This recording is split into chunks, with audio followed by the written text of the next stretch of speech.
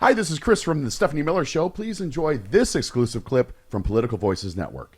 I just love this summation of yesterday. Donald Trump claimed victory in the New York fraud trial yesterday. He has already lost. and, and issued some thinly veiled threats against the judge, the attorney general, the clerk, blah, blah, blah. Same. Once again, just because he says it doesn't make it true. He clearly did not win this trial, correct? Tell us your take. Go ahead. Yeah, from a legal perspective, 1,000,000%. Okay, Stephanie, he's lost the trial. In fact, his legal team had made a decision to lose the trial essentially, or to cut their losses many, many months ago when he was asked to sit for a deposition and he declined. He was eventually forced to sit for a deposition. And when he did, he took the fifth hundreds of times. And you don't need to be a lawyer to know that when you have a civil case and you take the fifth hundreds of times, it's not good for your case. Okay, it can be held against you. The judge actually can assume that your answers would have been bad for you. So his legal team had already made a decision that the juice wasn't worth the squeeze. They were going to lose this case. But I will tell you, I was on MSNBC a couple times yesterday. I was on CNN a couple times yesterday. And one thing that I said on those both networks, and I was frustrated, Stephanie, was I do think that he manipulated the media into changing the story here, because the story is the fact that he committed fraud. There's closing arguments. He's about to be found liable for hundreds of millions of dollars. Instead, he's giving speeches and trying to interrupt the judge and doing all this stuff to turn this into a circus and a distraction. Renato, thank you. I've been ranting all morning about how this whole thing is about, different sets of rules, that he just doesn't think he has to play by the rules. I was sort of annoyed. Tell me what your take is, because I know Lisa Rubin over on MSNBC said it was good that the prosecution let him ramble because they can use some of that. But again, he said, can I give a closing statement? The judge said within these rules. They said no. They did it anyway. He asked Trump, are you going to play by the rules? No, of course not. But he lets him ramble. Was that good legally? That he let him just ramble or not?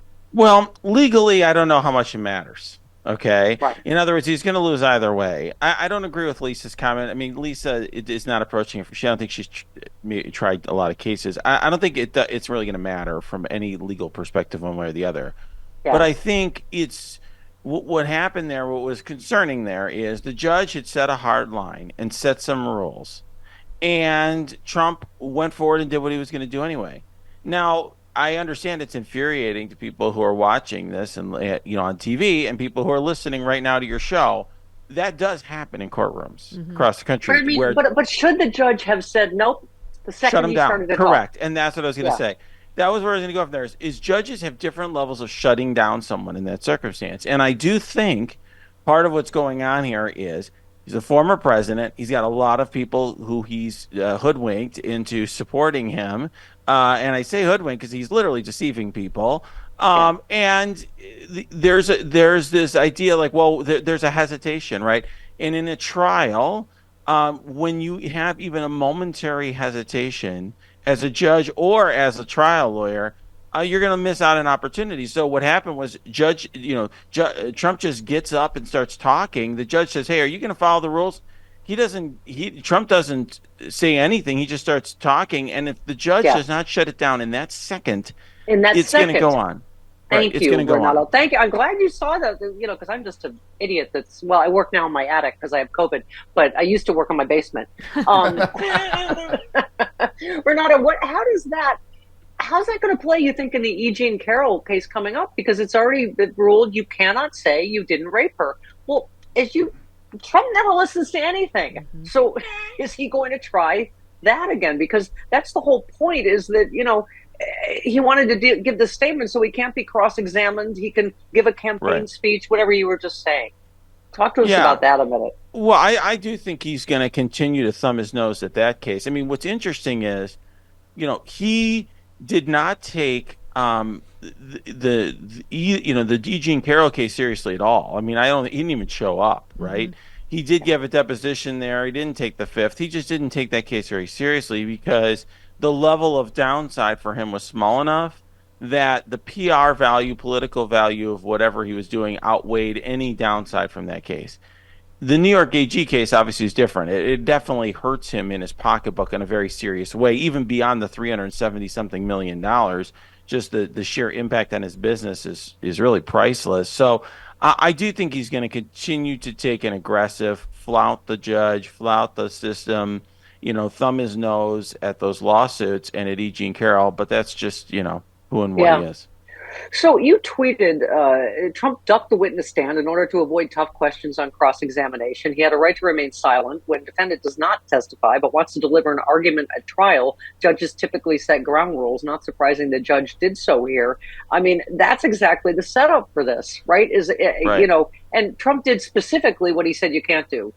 Campaign speech, give new evidence, all of the things he tried to do, and avoid cross-examination, right? Right. The thing is, here's the thing, Stephen. He's playing a different game than the other people in that courtroom. In other words, he's not trying to win the court case at all. That's not Yeah. I mean, maybe he thinks he is. I don't think so. I think he's smart enough to know he's not actually winning anything there.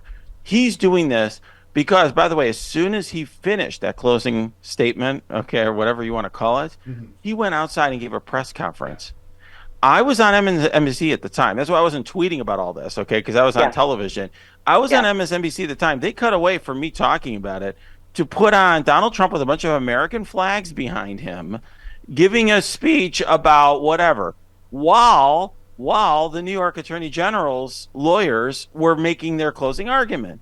And so Right. they cut away and all of that. I'm not trying to be harsh on any network one way or the other, but I'm just Yeah. pointing out that what he was doing was to exactly that was his purpose, was to take attention away from the Yes. evidence, take attention away from the law, put attention onto his BS Yeah. arguments, BS disinformation campaign. That's what he was doing in the courtroom. That's what he did afterward, and it worked to some extent. And it bothers me that it worked because at this stage we should know better, and there's a lot at stake here for our democracy. So it's concerning. Thank you. Renato, it makes such a great point. It's like we flash back to the empty podiums and how he was covered in 2016. You're right. He can't do this without media help. As you tweeted, Trump's trying to turn this trial into a spectacle because the facts and the law aren't on his side, focusing on the spectacle instead of on the extensive evidence and the judicial finding that he committed fraud. This plays right into his hands. I mean, I don't know. I don't have a lot of confidence. I hope they will learn a lesson with all these trials going forward, because you're right. He's going to do this with all of them, right? Absolutely. I mean, I think he's gone all in on a strategy where he's going to delay. He's going to make every argument he can. I mean, I was on television the other day defending this argument that he could like murder and rape and pillage our country, people in our country and be immune if he's president, right? I mean, it's Yeah. absurd. It's an absurd argument. Like the idea that the Supreme Court of the United States can be like, yeah, that's a great idea. The president's going to be completely immune if he murders the United States Congress. I mean, it's absurd. I Yeah. honestly, on his face, he's making these absurd arguments, delaying, and the whole purpose of it is to go all in on a strategy to win the presidency, get a power, God knows what he's going to try to do. I mean, we're hearing and seeing a lot of reporting about the insane things he's going to do if he's reelected. I think that's his only plan at this point. Well, yeah. I mean, you tweeted about that. It's just, and as you said, I think Jamie Raskin made this point too. Under that theory, he could just murder the Senate as well and face no penalty. I mean, you don't even have to be a lawyer to go, that's absurd. A group of 19 former Republican lawmakers are warning the Supreme Court in an open letter to end Trump's immunity gambit immediately. Adam Kinzinger, Barbara Comstock, David Jolly, Joe Walsh, a lot of our, former Republican friends. Will even this Supreme Court grant something so ridiculous, Renato? My take on it, this is what I think is going to happen, Stephanie. I think the D.C. Circuit Court of Appeals is clearly going to reject this. Okay, first of all, okay, Yeah. those judges do not seem very enthusiastic about this theory, and then I think the Supreme Court may just not take the case. I agree. That's what I keep saying. Yep. That's Yeah, what I keep hoping. mean, They're not because gonna they're not going to have 5 votes that are going to say, "Oh, this is a fantastic idea, this immunity idea." So I think they're not going to want to look divided, and I think they're just going to let the D.C. Circuit have that one. Also, Renato, again, I'm not a lawyer, but doesn't it seem like his ridiculous, inconsistent statements from one trial to the next that contradict even things that are on tape, whether it's him or his lawyers? Like, for instance, in his fight for immunity from prosecution, Kyle Cheney tweets, Trump's latest refrain is that the campaign was long over by the time he pressured states to overturn the results, but that's not what he told supporters or the Supreme Court at the time. I mean, he keeps changing his "I'm an officer of the court." No, I'm not. Yes, I was here. Like, this is part of my presidential duties. No, it wasn't. I mean, you can't keep doing that from trial to trial and think there's no record of anything, can you? It's interesting, Stephanie. I've been talking about Donald Trump's legal issues since 2017. Okay, it's been a long time, and he has a rather complicated state of mind. And I really think he's more crafty, devious than he is just all over the place. But one thing I will say is, there are litigants out there that litigate all over the place, sue people all over the place, say all sorts of crazy things. The legal system does not take them super seriously. But the thing is that, this guy's Donald Trump. He was the president. He may be the president again. So like judges have to sort of go through the motions of taking this stuff seriously. Most people who file all these frivolous lawsuits, who say all sorts of crazy things in response to lawsuits, judges have very little patience for it after a period of time. Yeah. You're so much nicer than I am. That's the nicest way I've ever heard to describe crazy. He has a complicated state of mind. I don't know, but he may not be crazy. It may be devious. I mean, that's the that's thing. true. I don't completely Also, understand. Yeah. I think it may be part of a devious plan. I mean, this is a guy who was planning to put Jeffrey Clark as Attorney General and, seek retribution on his enemies and all of this stuff.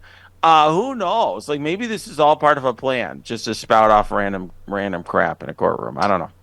I mean, the final point you made too is even his awful sons. At least you said their lawyer was pursuing an actual legal strategy, making plausible arguments that could possibly sway the judge as he writes his opinion. You said Trump's lawyers are working with Trump to distract and pick a fight with the judges for political PR reasons. So, I mean, you're right. In none of these are they really doing a defense. In everything, they're pretty much just arguing he's above the law, right? It's a PR strategy or press strategy or political strategy, whatever you want to call it. It is not a legal strategy at all. I mean, you don't need to be a lawyer to understand that insulting the judge in a bench trial, in other words, there's no jury there. Right. The judge is the decider. Mm-hmm. Insulting the judge, attacking the judge is not a winning strategy. I mean, it's obvious. Like, you don't need me to explain that. It's not legal analysis. Right. It's common sense. Right. And so attacking the judge is not a legal strategy. It is a strategy to raise money, maybe for his donors. Maybe it's to try to get some points in the Republican primary. God knows what, to get press coverage. But it has nothing to do with trying to win. The fact that Eric Trump and Donald Trump Jr.'s lawyer was in there actually making legal arguments, trying to persuade the judge on some points, it actually is an odd contrast because you had somebody there actually taking the case seriously on the other side. And it's like, oh, this is what Trump's lawyers could have been doing. And it's almost like a kind of a bizarre contrast when you see it that way. Oh my God, I know. I keep wondering how close we are to that guy. I don't know if you saw the video over the holidays of him jumping over the thing and physically attacking the judge. Yeah. I don't know if one of Trump's I did lawyers see that. Is going to. Yeah. I mean, it's just, a terrifying time for our democracy, I think, and our judicial system. I mean, I think the swatting of Judge Engoron and what do you call it, Jack Smith, and it's just, everybody keeps saying it, Renato, but it's like, are we going to wait till something really bad happens? I mean, it is. Judge, I mentioned Judge Engoron. I was going to remember Judge Engoron, Judge Chutkin, and Jack Smith. Yep. Yeah. And we've had, just so everyone listening understands, we have had issues with judges being attacked and killed before. I mean, a judge here in the Northern District of Illinois had her husband and her mother, I believe, murdered. That's right. And I'll just say, when I was a federal prosecutor, I was in protective custody because one of the people I prosecuted escaped from prison and said he wanted to kill the judge and the prosecutor. Oh, and so the judge and I were in protective custody. So these things do happen. They just don't happen this often. They aren't as part of a calculated strategy, right, by a particular litigant, but it's a concern. No doubt. Yeah, it certainly is. Now I want to just jump to the screen and hold you and comfort you. Thank you, Stephanie. Not just about you being handsome. It's protective custody. Wow. All right. I'll take it. Thank you. Thanks, Renato. Talk to you next time. Thank you, Renato. Thank you.